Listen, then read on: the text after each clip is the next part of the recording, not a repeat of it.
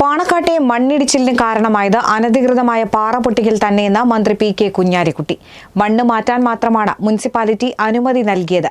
എന്നാൽ അതിന്റെ മറവിൽ പാറ പൊട്ടിച്ചു. അതാണ് ഇപ്പോഴത്തെ പ്രശ്നത്തിന് കാരണമായതെന്നും അദ്ദേഹം പറഞ്ഞു. സ്ഥലത്ത് ഒരു തരത്തിലുള്ള നിർമ്മാണ പ്രവൃത്തികളും അനുവദിക്കില്ലെന്നും അദ്ദേഹം കൂട്ടിച്ചേർത്തു.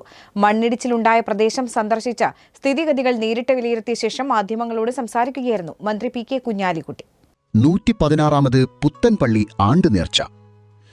സംഭാവനകളും നേർച്ചകളും ജാരത്തിലെ പെട്ടിയിൽ നേരിട്ട് നിക്ഷേപിക്കുകയോ അക്കൗണ്ടിലേക്ക് അയക്കുകയോ ചെയ്യാം. മണ്ണിടിച്ചിലുണ്ടായ മേഖലയിൽ പാറ പൊട്ടിക്കലിന് അനുമതി നൽകിയിട്ടില്ല. ആരും അറിയാതെയാണ് പാറ പൊട്ടിക്കൽ നടന്നത്.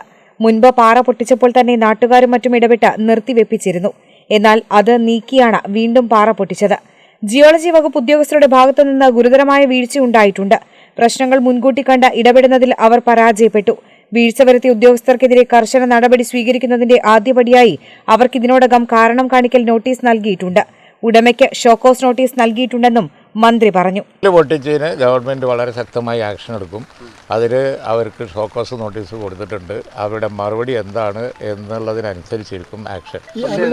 ഈ ഒരു സംഭവത്തിന്റെ അടിസ്ഥാനത്തിൽ കേരളത്തിൽ മുഴുവൻ അനധികൃതമായ ക്വാറിയിങ് നിർത്താനും ഓർഡർ കൊടുത്തിട്ടുണ്ട്. അപകടത്തിന്റെ പശ്ചാത്തലത്തിൽ കേരളത്തിൽ ഉടനീളം അനധികൃതവും നിയമവിരുദ്ധവുമായ ഇത്തരം പ്രവർത്തനങ്ങൾ 100% നിർത്തിവെപ്പിച്ചിട്ടുണ്ട്. ഒരു തരത്തിലുള്ള അനധികൃത ക്വാറി പ്രവർത്തനങ്ങളും ഇനി അനുവദിക്കില്ല. യാതൊരു വിധത്തിലുള്ള തെറ്റായ പ്രവണതകളും സർക്കാർ വെച്ചു പൊറപ്പിക്കില്ലെന്നും അദ്ദേഹം പറഞ്ഞു.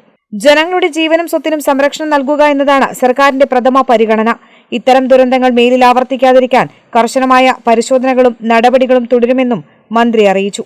കേരള വിഷൻ, മലപ്പുറം.